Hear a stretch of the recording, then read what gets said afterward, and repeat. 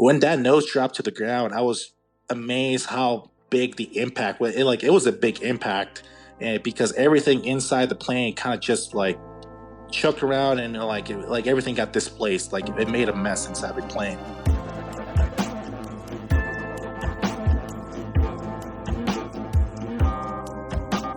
So, literally the same day Boeing Part 5 came out, June 29th to be exact, Boeing got the green light to go ahead and start testing the MAX again. And they didn't waste a second, of course. And don't worry, we're going to talk about that.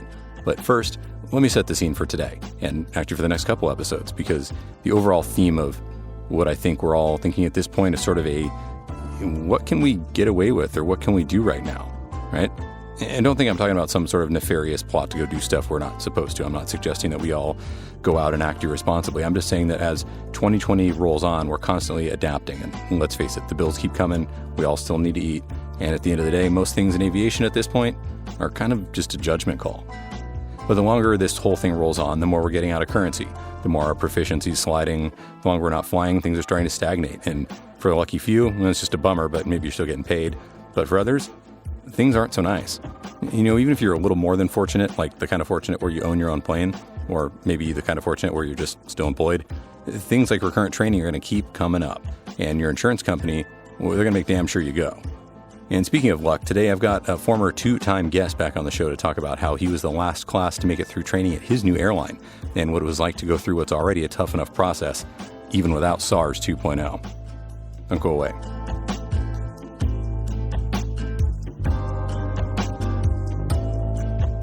So welcome back. This is Podcasting on a Plane. I'm Brandon Gonzalez, tower controller, CFI, former aircraft salesman, aviation podcaster, and some other stuff I'm a little less proud of. But broadcasting is always from West Coast Delta. And this is the podcast where we talk about the backstories behind all that we do in air world. And like I said today, we got a one-of-a-kind viewpoint from a former two-time guest about what it's like to succeed in the mythical land of airline training, and during a global pandemic, no less. Talk about a unique experience. And he's going to be the first of a series of guests that are here to share their unique points of view about what it's like to succeed during these crazy times, and to share with you what it's like to live the dream, even when living the dream's a bummer. First, though, I have a big thank you to give, and that's to a guy named Christian Hansis. And he made a generous donation via PayPal. And he says, "Thank you for a podcast that provides quality information and is lots of fun. You rock." Well, Christian, you rock too, and thank you so much for the donation. It really helps me bring content like this to you, and in the most personal of ways too, because donations like his are the reason that this podcast is free of agenda. Like, I don't have anything to sell you, and I never want anybody to think that I'm trying to please a sponsor or anything like that. So if you're interested in supporting the show, head on over to podcastingonaplane.com, click on support, and select the method that's right for you, be it Patreon, buymeacoffee.com/BravoGolf spelled out, or good old PayPal. I appreciate each and every one of you who supports the show. So like I said, we're going to do a little series here. 3 different perspectives on what it's like to go through the torture box during trying times. Today, Brian Juarez is back. And guess what? He made it. He's officially an airline pilot, and I couldn't be prouder of him because he has had a really unique run, starting, of course, at my home airport. And as you're going to hear, it just keeps getting weirder. Next time, you're going to hear from friends, show supporters, and aircraft owners Phil and Daniel about what it was like to go through sim training at CAE in what's now one of the hottest COVID areas, Dallas, and what it was like to bail New York right before things got really ugly there too. And finally, we're going to wrap up with one of my longest time aviation friends and very popular former show guest, Chad Fortenberry, who also lives in Dallas. And he's going to talk about his experience at the very same place and what it was like to go through Citation 10 initial type training. And we're going to do a really deep dive into a bunch of really high-level topics that you're not going to want to miss. But before we get to the talk, though, I want to read a really short article from Airfax. Longtime show listeners know I'm a huge fan of the late Dick Collins, and unsurprisingly, I'm also a fan of his online Airfax journal that lives on. Writer Anderson Raphael wrote a piece about what the future might be like, and it sets us off perfectly on our series here, and it's called Flying Through the Pandemic. Although it's obviously too early to say both what caused the A320 crash in Karachi and how long it'll be before returning to pre-pandemic traffic levels, there's some threats in the months ahead that cannot be ignored. No matter what kind of aviation you're involved with, it's highly likely that your flying activities have been on a halt, as much of the other aspects of our lives have been too. With the honorable exception of the freighters, fighting the pandemic directly and covering for most of the belly cargo network lost due to the lack of passenger flights, pretty much everyone else in aviation has been flying less, or perhaps not at all, during the last few months, and that's not healthy. Not for humans or machines. And I'm not talking about the awful feeling of uncertainty or even worse, having lost one's job. Neither am I talking about how much it hurts for those who love to fly not to be up there, but technically we're talking about proficiency. Many civil aviation agencies worldwide are working on extending some validities when it comes to licenses. It's a necessary and welcome measure when everything in practical life has become so much more complicated, and some of our many documents have little direct effect on our skills if postponed for a month or two. Yet not everything can be worked with such ease. One example is the 3 landings in 90 days rule. Yes, it's old, and yes, it's arbitrary. For a long-haul pilot who usually lands once or twice every month anyway, it might not make that big of a difference. But as with many other legal requirements, it's been written in blood. It's there to protect us from ourselves and is a good reminder of how much our skills decay when not used. This can be applied to every field in life, of course, but if there's anything essential in aviation, it's proficiency. Like I often argue with those who think they're much better than others because they have a tailwheel endorsement, all previous experience is welcome, but not all is essential. In aviation, what you really need to be good at is the kind of operation you're doing at that moment, and that's why we have proficiency and recency standards, while certificates are valid virtually forever. If in normal times we'd be picky with someone with an IFR rating but little to no recent experience in IMC, why would we relax now? Same goes with landing recency, multi-engine flight training, and all other pilot skills that must be kept sharp to ensure safety.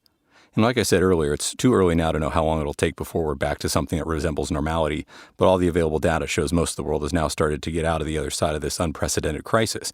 The tide looks to have turned, and since mid-April, when over 17,000 airliners were parked at hundreds of fields worldwide, now part of the fleet's slowly but surely coming back into service, and similar movements have been seen throughout the entire industry. We all must do our share to ensure that this transition is as smooth and as safe as it can be. Be sure to read your airplane manuals, refresh yourself on regulations and emergency procedures, take another glance at the charts and NOTAMs, and recall all those memory items. And as we always need to be ready during every takeoff to lose an engine. Don't let complacency or even the enthusiasm of being back in the game drive your attention away from this possibility, because now more than ever, we must be vigilant. Airplanes are living creatures. They have their own mood, their own idiosyncrasies, and from there comes a great deal of their charm. As Ernie K. Gann so well reminds us, it's our job as pilots to, quote, exploit their qualities and to compensate for their faults, end quote. After being on the ground for so long, they might throw a bunch of faults at us. Every pilot knows how surprising an aircraft can be after going through major maintenance, and depending on what we see on the books, we even brief for them. Be careful with your circuit breakers, check your controls extensively, watch your engine run up, and systems closely. To keep these birds on the ground for weeks and months now requires a number of special procedures by maintenance teams. Not all might have been done properly or worked as planned. Take that into consideration. Never before have mechanics everywhere had to deal with such an amount of preserving work at the same time, and even more importantly, with different tasks. Airplanes demand different kinds of measures for medium and long-term storage. These decisions were made in a kind of rush when the pandemic scared Europe in mid-March, but no one at the time knew exactly how long it was going to take before airplanes could fly again. And despite those already resuming their rosters, and with demand picking up as summer approaches, we still don't know, to be honest. Mechanics are our angels on Earth, but they're humans too, and they've been exposed to an incredible pressure to get these airplanes grounded efficiently. Therefore, the possibility that something was missed on the complex process is fair enough to deserve an extra thought. Remember, every hole can become a nest, every electric component can get dusty, and corrosion is a huge factor in many places. It's also good to remember that the whole aviation system is going through the same problem. Air traffic controllers are not working as much, neither are security staff, and on top of that, we have all new sanitary procedures to deal with, some of which get us easily distracted or even limit our senses. So keep up to the task of getting these machines back to life. We're probably about to see in the next months and years a rise in traffic that'll reproduce decades of industry expansion. It'll be quite a sight. We shall not fall into the trap of overlooking it.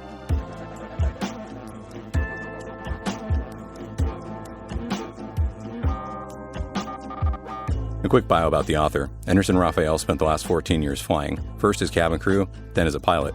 And although his career brought him from the 737 galley in Brazil to the flight deck of the heavy plastic in the Middle East, he left his heart with the single piston engines in Florida that made it all possible. And I think he's spot on.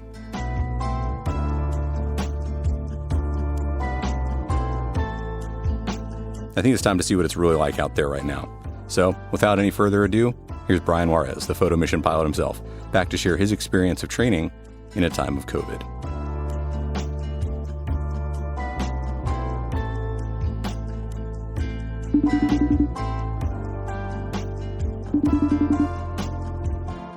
Hello? Hey, you there? Hey, how's it going?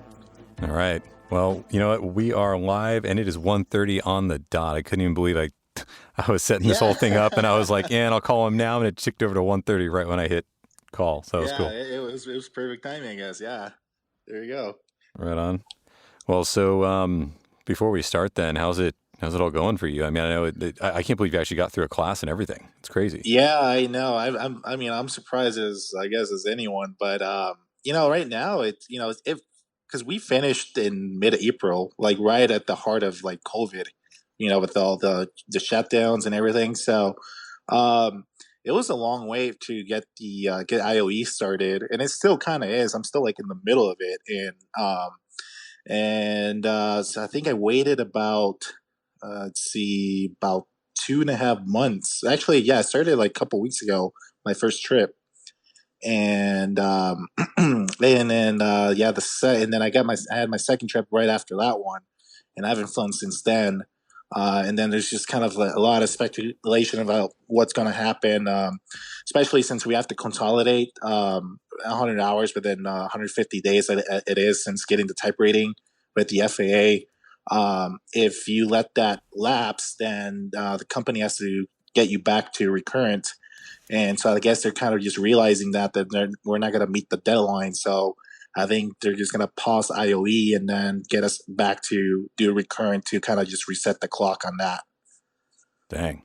So yeah, so it's slow, but it's slow, and it also picking up as well. Like July looks a lot better than the last 4 months actually. So let's just kind of see how August and September and October and on continues, right?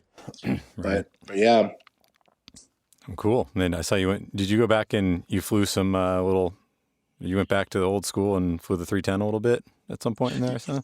yeah. So I actually right after I finished, I had nothing to do. So then I decided to go back fly the 310, the 320. Actually, the one that I had the engine failure on in the East Coast, and so I came back. Was actually my first day back, and I ended up having a landing gear issue with it. Oh, geez. So Yeah, well, we will for sure talk about that. All right, right on. yeah, so it was an adventure of a lifetime, but yeah, I had that going on and down in Georgia. So right after, I think it wasn't even a week after I got my type rating that I ended up landing without a nose gear. Wow. Yeah, but yeah. All right.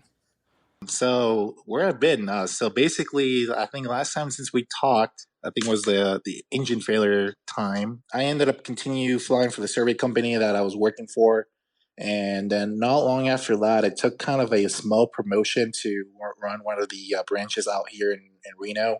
So I ended up moving back out west from the East Coast, which was kind of nice. Ended up doing that for like another year or so. Yeah, just about a year until I actually got the magic number of the 1,500 hours. So then that's when I kind of just got on this like mental mission that I have to like apply for the year regionals and get hired to get started. And so yeah, I applied one of the regionals out that's based out of Dallas, and ended up applying and interviewing back in November of, no, actually December of 2019, and I ended up getting hired then. Like right in the interview, got hired, and then the paperwork process after that kind of took long. I think that was because Christmas, New Year's, and stuff. So that took a while to get everything sorted before I can get offered a class date. And once that was done, in probably in the first week of January, I got the call saying, "Hey, yeah, everything's good. When can you start?" And basically, the first class date that was available then was like the first week of February. Since that was kind of too short of a notice for me to leave, especially the survey company that I was working for. I think like they were giving me 3 weeks from the first class date that I could start from the time I got the call. So but luckily there was another class 2 weeks after that. So I decided to take that one, which was ended up being the 24th of February. So I took that class. I signed up for the class, and of course they have to. For those who don't know, like have to go through the regionals and don't have an ATP certificate, you have to do an ATP CTP course. Basically, it's like a week long course that you have to take. Basically, that kind of transitions you from flying GA aircraft or airliners, especially CRM skills and stuff like that. So that takes like 7 days. So I had to go out to Dallas to do that first before I can go show up at the first day at the regional. So I did it back in like first week of February. So I did that and came back, had a week off, and then went back for class the 24th of February. And when we showed up, so I was able to get in because I was right before COVID-19. The outbreak here in the States was happening. So we showed up, and it was like everything was normal. And, it was first week of NDoc, and we had a lot of like company presentations, and they were like, yeah, this is like the perfect time to come in. We're hiring a lot, and there's a shortage of pilots, and, everything that I guess everyone has heard the last, I don't know, last 4 or 5 years, I guess. But not long after that, I think it was, yeah, so we had the first week of NDoc.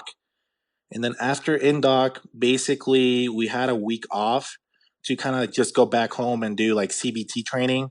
So coming into the third week of training, we went back to Dallas, and it basically that's where the tone kind of changed because that's when COVID-19 was breaking out here in the United States. A lot of states were starting to shut down, and there was a lot of uncertainty, especially in the industry, what was going to happen, what was going to go going on exactly.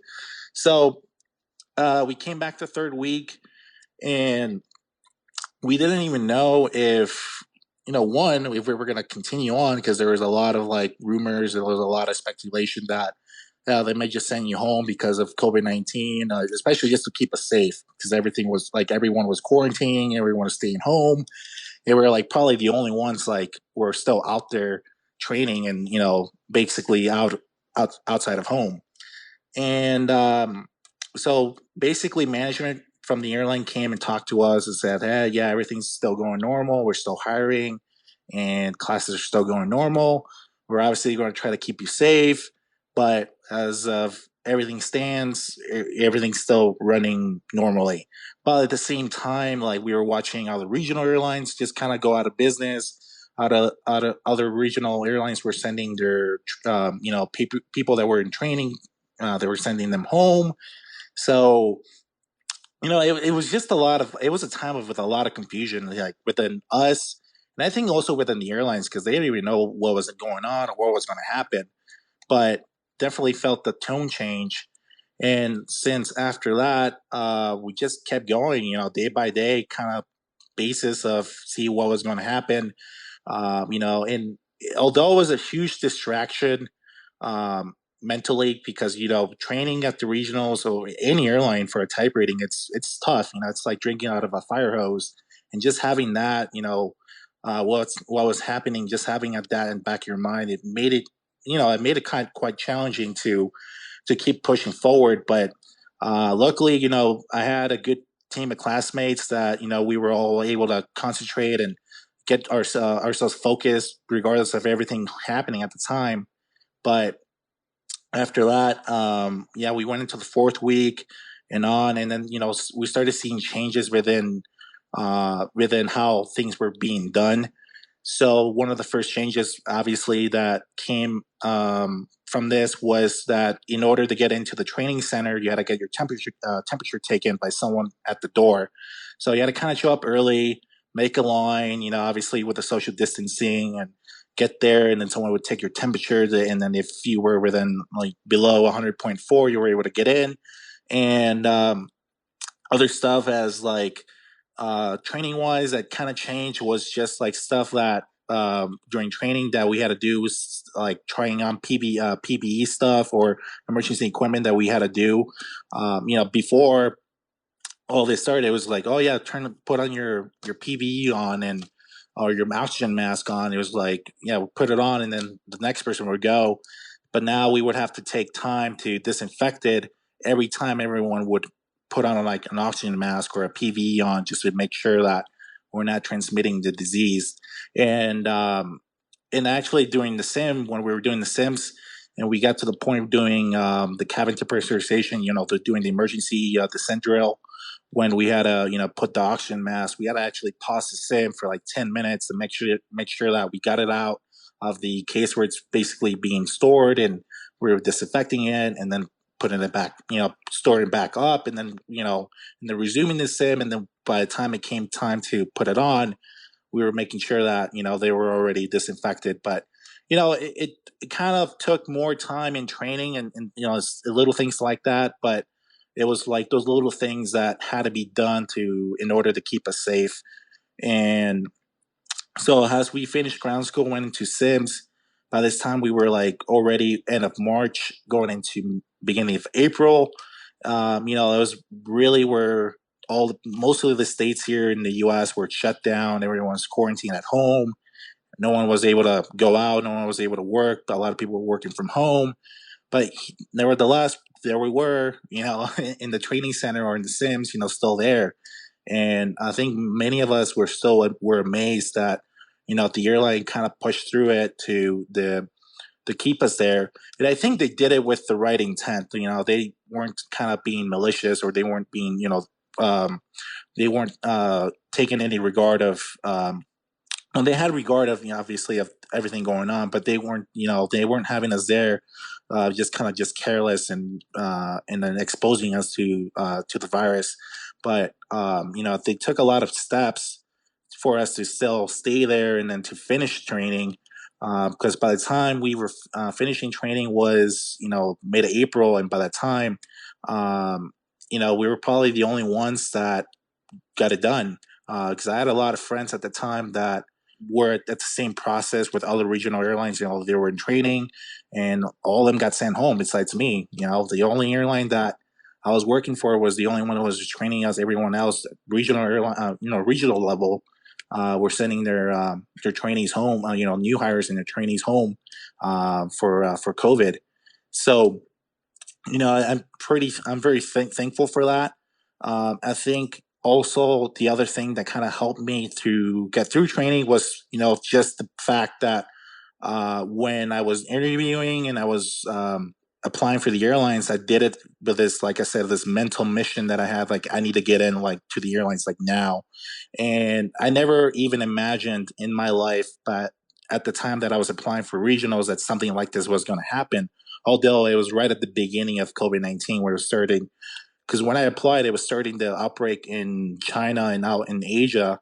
So, I was aware of the virus, but I just never was aware of the extent that it could go, or where it could have taken us. So when I was applying at regionals, I just had this mental mission of trying to get in and get in now because I just wanted to be in the door.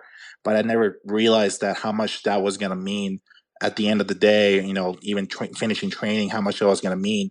Because one of the examples I can give you was when I applied and I interviewed with two other people. Well, it was a bunch of, I think it was like seven of us who were interviewed that day, but only three of us got the job.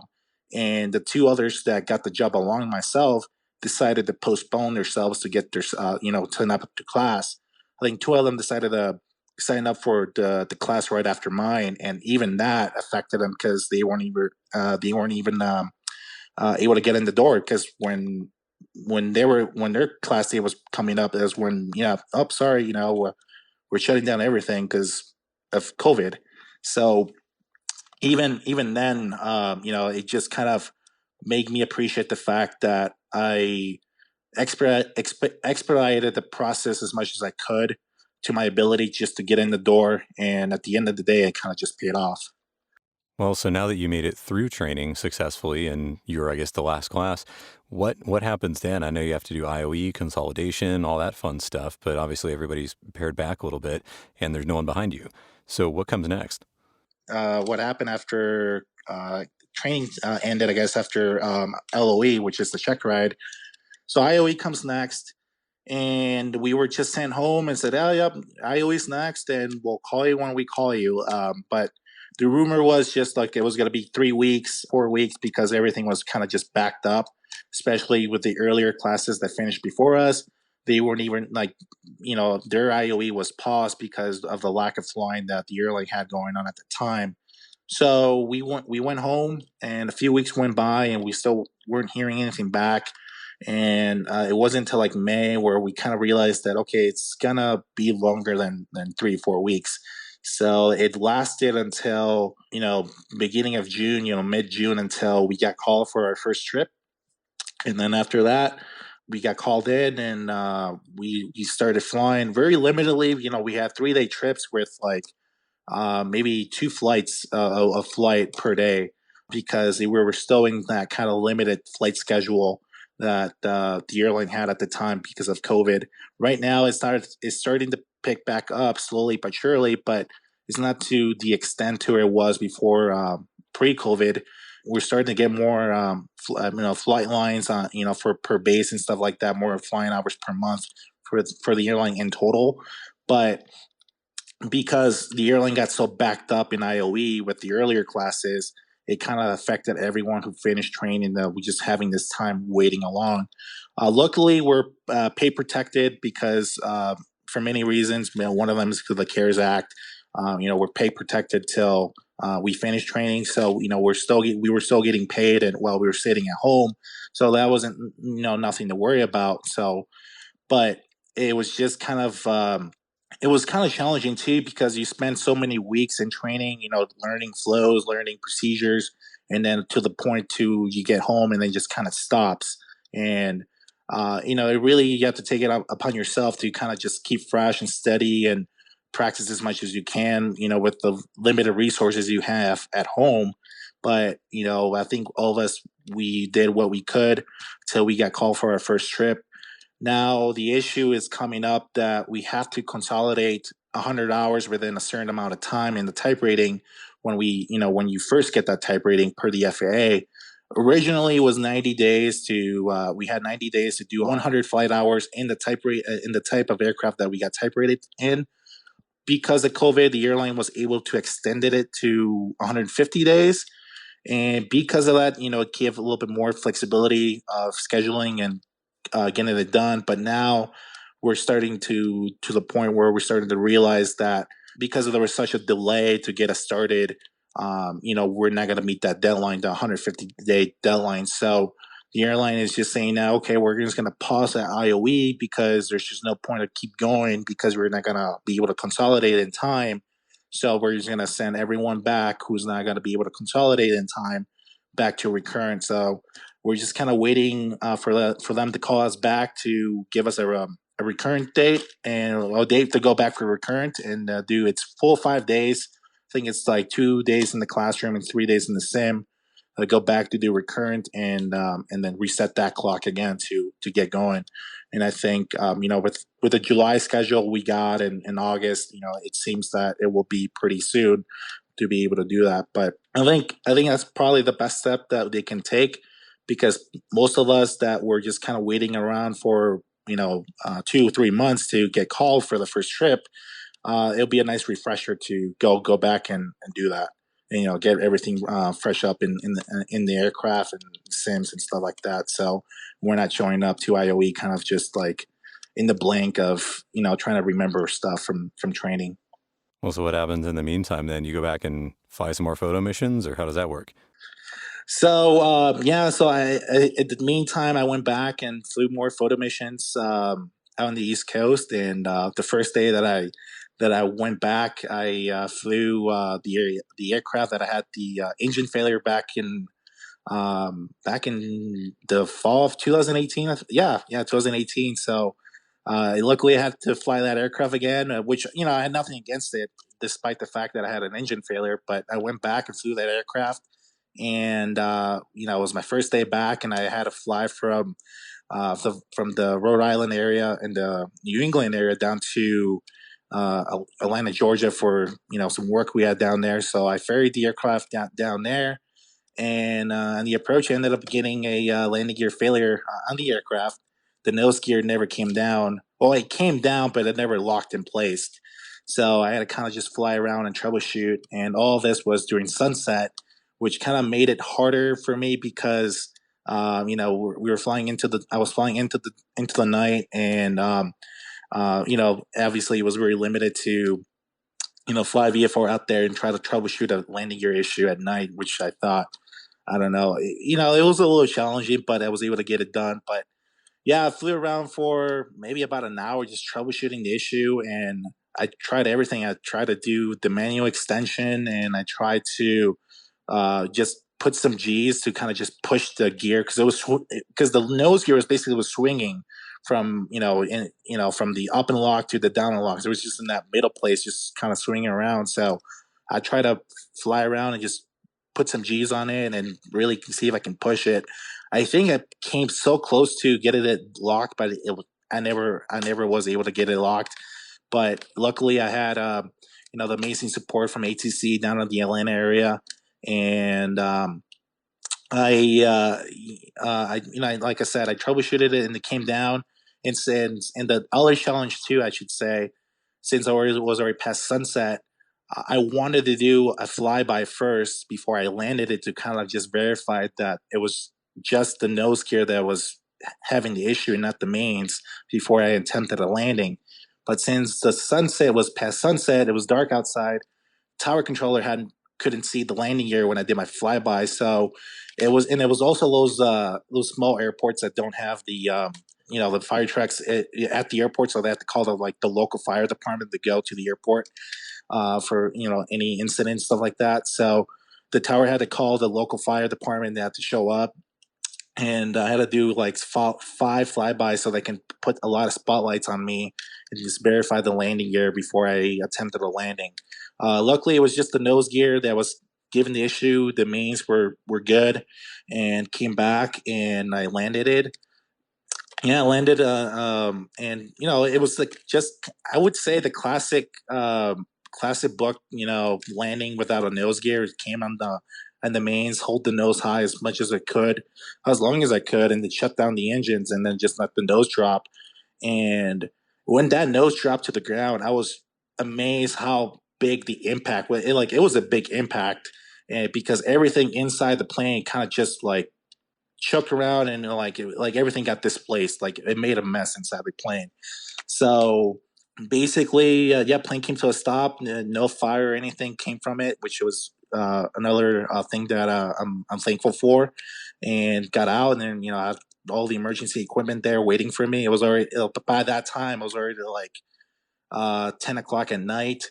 And so they came and did they checked out the aircraft, they checked me out. I was unhurt. Thankfully, I wasn't hurt anything by it, and everything was fine. So now came I guess the mission to get the aircraft off the runway, and get the airport reopened again. And luckily, since it was so late at night and there were so many limited resources at the time at the airport, we weren't able to get the plane off the runway as quick as we would want to, or we wanted to. So we had to leave the aircraft there on the runway overnight and come back like early next day to get the plane off with some sort of crane, at least to lift the nose of the aircraft, get the and get the nose gear down and locked and towed off the runway. But after that, even from that night, that I started dealing with the FAA, doing the statements and stuff like that. And luckily, it all came back to a mechanical issue in the airplane, which sadly enough, the airplane will never fly again. I guess the damage was more than enough that the insurance valued it to the point where it wasn't worth it to repair it. But yeah, so that was one of the little adventures I had. In the meantime, I was waiting for IOE. Other than that, I came back home to Reno, and since we have our branch out here, I've been flying out here and out of the Reno office. Some photo missions for the 310 out here as well. But with no other incidents to report, just a little one with the landing gear, I guess. I think we're all better off that you're not going to be flying, or nobody will be flying that plane anymore from now on. I know.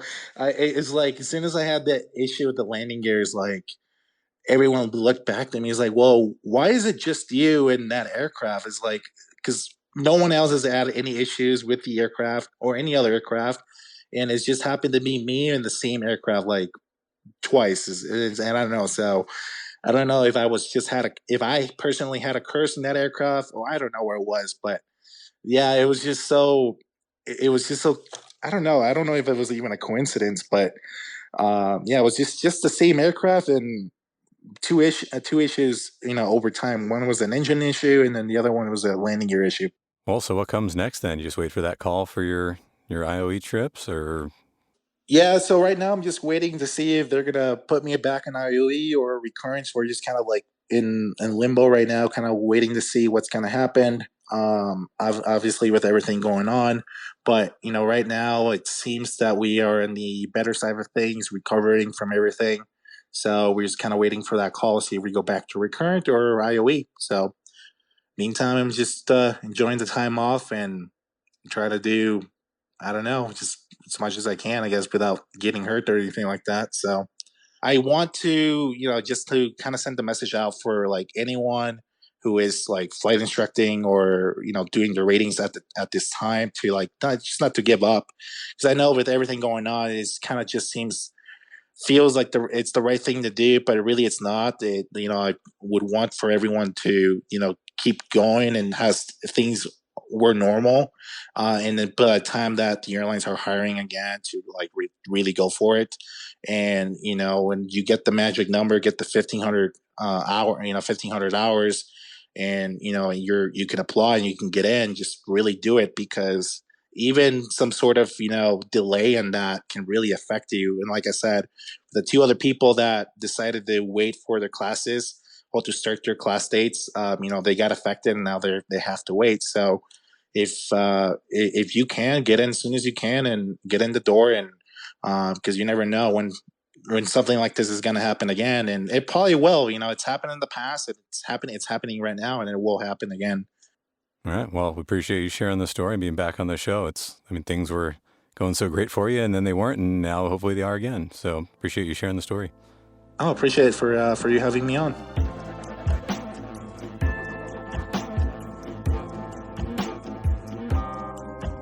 I want to thank Brian for coming back on the show to share his experiences. They're unique for sure. Let me know your thoughts on life as we know it. Send me an email, brandon@podcastingonaplane.com, or you can record something. You can use your smartphone or use the SpeakPipe widget that pops up each time you visit podcastingonaplane.com. And while you're there, maybe consider supporting the show. If you find value in it, I'd really appreciate having you on board as a patron. Or if you're not into the recurring thing, maybe just head over to buymeacoffee.com/Bravo Golf spelled out, and you can do a one-time thing in increments of just $3. And as always, I thank you so much for your support and for listening to the show, and of course passing the word along about this or any other of your favorite aviation podcasts to a friend. And if you're stuck at home and not flying and you want to keep sharp on the mic, make sure to use the best smartphone-based ATC sim there is, plainenglishsim.com. You can use the promo code DELTA and get 10% off of a subscription. As this thing drags on into the unknown future, I want to make sure that despite the constant gloom and stress caused by everything happening in the world right now, that we remember that we still have a lot of power to affect what comes next. So staying at home can be hard. Wearing a mask, I know it's not so much fun, but these are the only things that are going to guarantee an end to this for now, until we get better therapies and treatments and ultimately a vaccine to finally squash this thing for good. So until then, please make good choices, stay safe, and most importantly, stay healthy. That's all for now. Your frequency change is approved until next time. Report back on this frequency for the next episode. Good day.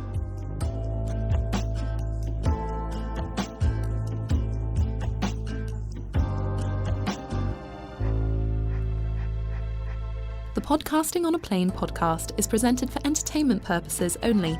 Brandon's comments and those of his guests, the website's content, and any of the social media, etc., are not part of his official responsibility as a controller or as an FAA employee. The views and opinions you hear on the podcast are his, and those of his guests, and not necessarily that of the FAA. Also, while he's a CFI, he's not acting as your CFI, nor is he your mechanic, your doctor, your shrink, or your spouse. This podcast is presented for entertainment, camaraderie, and fun, but is in no way, shape, or form professional advice or legal counsel. If you're in need of professional advice, get some from somewhere more appropriate than a podcast, no matter how good this one may be.